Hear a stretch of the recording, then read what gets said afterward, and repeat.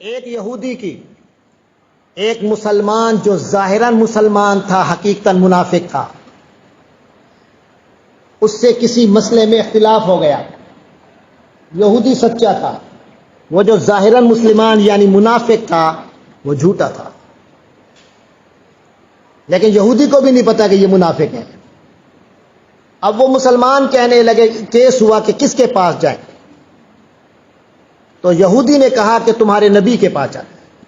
سچا تو اسے پتا ہے وہاں فیصلہ ٹھیک ہونا ہے، لیکن اس سے پتا تھا مسلمان جو نام نہاد مسلمان تھا، یزعمون انہم آمنوا، جنہوں کا دعویٰ ہے کہ ہم ایمان والے ہیں، اصل میں نہیں تھے۔ اسے پتا تھا میرا کیس سچا نہیں ہے، حضور کے پاس جائیں گے تو فیصلہ میرے خلاف ہو جائے گا، حضور نے تو سچ کا ساتھ دینا ہے۔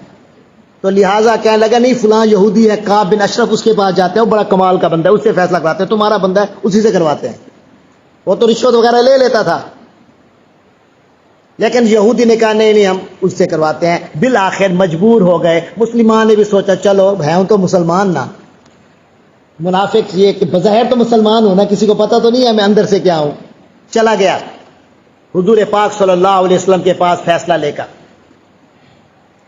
آپ صلی اللہ علیہ وسلم نے انصاف کے مطابق فیصلہ کیا اور فیصلہ یہودی کے حق میں چلا گیا۔ یہودی نے اسے کہا بس ٹھیک ہے اب فیصلہ ہو گیا۔ باہر نکل کے کہتا ہے کہ یار ایسا کر، میں اسے تسلیم نہیں کرتا، تو حضرت عمر سے فیصلہ کرواتے ہیں۔ کعب بن اشرف کے پاس نہیں، چلے حضرت عمر کے پاس چلتے ہیں، ان سے فیصلہ کرواتے ہیں۔ کہا یار تمہارا فیصلہ ہوتا کہ نہیں حضرت عمر جو فیصلہ کریں گے وہ میں مان لوں گا۔ اسے پتا تھا عمر مسلمانوں کے حوالے سے بہت حمیت والے ہیں، ایک خاص غیرت ہے، تو اس نے سوچا شاید ان کی نظر وہاں نہیں جائے گی جہاں حضور کی نظر گئی، تو یہ فیصلہ شاید میرے حق میں ہو جائے۔ کہا چلو، یہودی نے کہا چلو، ایک بندے نے حق لینا ہو بیچارہ جو مانے کہتا چلو۔ تو وہ منافق حضرت عمر کے پاس گیا، حضرت عمر کے گھر کھٹکھٹایا اور انہیں کہا جی آپ کے پاس فیصلہ کروانا ہے۔ انہوں نے کہا اچھا چلے کرتا ہوں، کیا مسئلہ ہے؟ ساتھ ہی وہ جو یہودی تھا نا وہ بول پڑا، انہوں نے کہا جی آپ کے جو رسول ہیں نا ان سے بھی ہم نے فیصلہ کروایا ہے، انہوں نے میرے حق میں فیصلہ کیا ہے، لیکن یہ کہتا ہے کہ جی حضرت عمر سے کروانا ہے۔ حضرت عمر کہا ٹھیک ہے میں ابھی فیصلہ کرتا ہوں۔ گھر اندر گئے، نہ آؤ دیکھا نہ تاؤ، تلوار لے کر آئے اور اس کی گردن اڑا دی اس منافق کی۔ فرمانے لگے جو رسول پاک صلی اللہ علیہ وسلم کا فیصلہ نہ مانے اس کے بارے میں یہ فیصلہ ہے۔ خود فیصلہ کروانے آیا تھا مجھ سے، اور میرا فیصلہ یہ ہے کہ جو حضور پاک صلی اللہ علیہ وسلم کی بات نہ مانے، اس کا انکار کر دے، حضور فیصلہ کرے اور کہ میں نے یہ غلط ہے، یہ میں نہیں مانتا، تو پھر اس کی یہ سزا ہے۔ اسے قتل کر دیا۔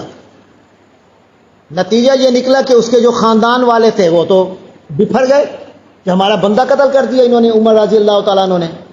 وہ حضور کے پاس چلے گئے، حضور یہ دیکھیں یہ قتل کرنے کا کون سا طریقہ ہے، اور جا کے انہوں نے بہانے یہ بنائے۔ حضرت عمر نے وجہ بتائی، وہ کہنے لگے نہیں یہ وجہ نہیں تھی، وجہ تو یہ تھی کہ وہ چاہتا تھا کہ عمر جو ہیں وہ ہم دونوں کے درمیان صلح کرا دیں، معاملہ اچھی طرح حل ہو جائے۔ اس نے یہ تھوڑی کہا تھا کہ جناب فیصلہ حضور کا فیصلہ ہم نہیں مانتے۔ اس کا تو یہ مطلب تھا کہ آپ ہمارے درمیان صلح کروا دیں تاکہ ہم اچھے طرح پھر بھائیوں کی طرح رہیں۔ تو اللہ تبارک و تعالی نے یہ آیات نازل جس میں بتایا کہ ان کے ارادہ ٹھیک نہیں تھا، وہ حضور کے فیصلے کو بجائے کسی اور سے فیصلہ کروانا چاہتے تھے۔ یہ اگلی آیتیں بتائیں گی۔